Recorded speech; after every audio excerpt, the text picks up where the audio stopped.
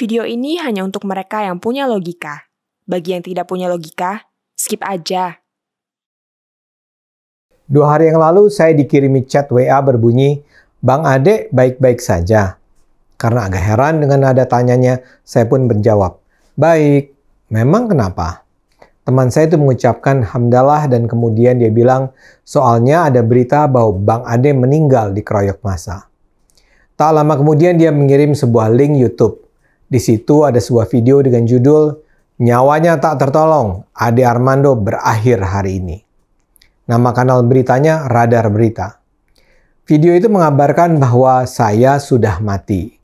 Pembuatnya memang rada-rada ya. Di awal video muncul wajah seorang pria yang mengatakan Ade Armando sudah mati dikeroyok massa. Dia juga bilang mereka sekarang sedang ditembaki polisi. Di belakang terdengar teriakan Allahu Akbar. Sambil begitu muncul foto saya sedang terbaring dengan mata tertutup, mengenakan pakaian pasien rumah sakit lengkap dengan infus. Wajah saya lebam bekas pukulan orang. Kemudian muncul seorang pria yang mengatakan turut berduka atas wafatnya beliau.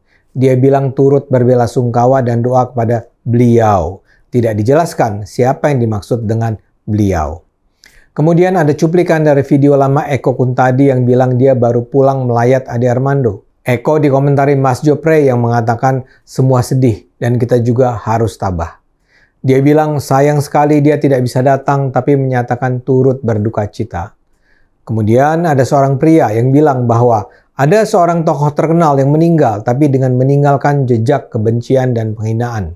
Dia menggambarkan tokoh yang meninggal itu otaknya sudah sungsang dan menunjukkan kebencian yang luar biasa. Mungkin kalau dia nggak menunjukkan kebencian, dia nggak makan, katanya sinis. Lantas ada Refli Harun yang bilang, satu persatu kena azab Allah. Pelan dan pasti Allah menunjukkan kekuasaannya, ujar Refli. Lantas ada pula anak muda yang mengatakan, Alhamdulillah Rabbil Alamin. Dia bilang Allah telah menunjukkan azab yang pedih bagi mereka yang zalim.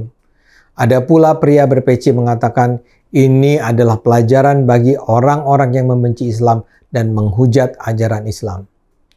Di sela-sela itu semua ada foto sekelompok orang yang membawa jenazah. Ada suara perempuan yang mengatakan jangan ada lagi orang seperti Ade Armando yang memanasi situasi dengan politik identitas. Ada pula pernyataan Ujang Komarudin yang mengatakan semua pihak harus belajar dari pemilu 2019 di mana terjadi pembelahan sosial akibat politik identitas. Di bagian akhir video soal kematian saya itu sudah tidak lagi disebut. Yang ada hanya suara perempuan yang meracau dengan menyebut nama saya dan politik identitas. Apa yang dilakukan kanal Radar Berita ini memang busuk. Dengan sengaja mereka menyatukan potongan-potongan berita yang sebenarnya saling tidak berhubungan sehingga terkesan saya benar-benar mati dikeroyok. Saya duga cuplikan pernyataan pertama itu datang dari apa yang terjadi pada saat saya dikeroyok pada 11 April lalu di depan gedung DPR. Ketika itu memang ada orang-orang yang menyebarkan kabar bahwa saya tewas dikeroyok. Jadi mungkin sekali yang sekarang digunakan sebagai cuplikan pembuka adalah pernyataan orang itu.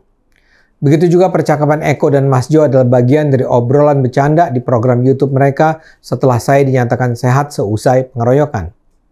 Tapi cuplikan-cuplikan berikutnya saya duga tidak ada kaitannya dengan saya. Misalnya saja, kalimat Refli Harun misalnya yang mengatakan Allah menunjukkan kekuasaannya dengan memberi azab satu persatu. Siapa yang dimaksud Refli? Hampir pasti orang lain, bukan saya.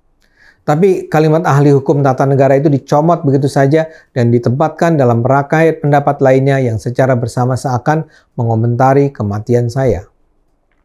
Yang buat ini pasti cukup serius.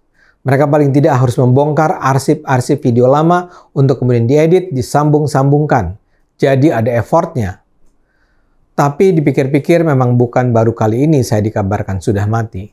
Pada Desember tahun lalu, beredar video yang menggambarkan saya meninggal karena kecelakaan. Kemudian, setelah pengeroyokan saya, beredar lagi kabar saya tewas setelah digebuki. Ada yang disebar pada April dan kemudian pada Mei. Entah kenapa musuh-musuh saya itu senang sekali menyebarkan kabar bohong. Dan kanal Radar Berita ini pun begitu. Selain video bohong tentang kematian saya, mereka juga membuat video dengan judul Sambil menangis, istri Ade Armando bongkar aibnya. Ternyata sebelum meninggal dia sempat melakukan ini. Aib apa? Melakukan apa? Sama sekali tidak jelas. Karena di dalam videonya tak termuat sedikit pun bagian yang menampilkan istri saya. Kemudian mereka juga buat video dengan judul "Disembunyikan Media, Ade Armando sempat ditolak bumi." Semua terkejut setelah Habib Rizik lakukan ini. Di dalam video itu memang ditunjukkan ada cuplikan pernyataan seorang ustadz yang bilang jangan main-main dengan ulama karena Allah akan marah. Kemudian juga ada cuplikan rekaman sebuah kuburan yang nampak amblas. Dan ada juga cuplikan foto-foto saya sedang terbaring dengan mata tertutup di rumah sakit. Tapi apa hubungan ketiganya? Dan apa hubungannya dengan judul? Tidak jelas. Apa yang dimaksud bahwa saya ditolak bumi? Tidak jelas. Apa yang dilakukan Rizik Syihab? Tidak jelas. Jadi itu semua adalah produk-produk kebohongan yang dengan sengaja ingin diarahkan untuk menyesatkan publik. Mungkin Anda akan mengatakan video-video semacam itu toh tidak akan dipercaya. Masalahnya kenyataannya lain. Buktinya, teman yang saya kutip di awal video ini juga ikut bertanya-tanya. Dia mungkin sempat ragu sehingga merasa harus mengontak saya. Tapi yang jelas dia pun tidak begitu saja mengetahui kabar itu bohong. Saya juga membaca komentar-komentar terhadap video tentang kematian saya itu di radar berita. Dan ternyata umumnya justru menunjukkan kepercayaan. Para penonton itu umumnya sudah membenci saya.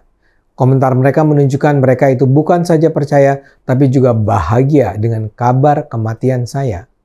Misalnya saja ada komentar dari Nagurisman yang bilang, "Alhamdulillah, semoga benar adanya. Siapapun yang ingin mengadu domba antar anak bangsa di NKRI ini mendapatkan azab dari Allah Subhanahu wa Ta'ala, mulai yang di lapangan maupun pelindungnya."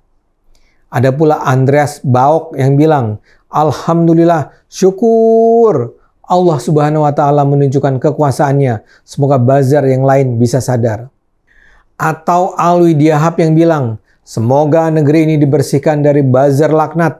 Buzzer yang belum terazab harap sabar ya. Tunggu gilirannya. Janji Allah itu pasti kok."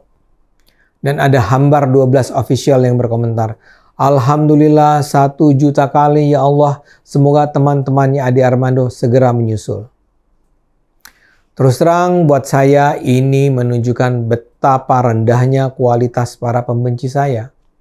Sayangnya ruang publik kita akan terus diisi oleh suara-suara sampah semacam ini. Yuk kita diskusi dengan rasional, matang, dan tidak menyebarkan kebohongan. Ayo gunakan akal sehat, karena hanya dengan akal sehat bangsa ini akan selamat.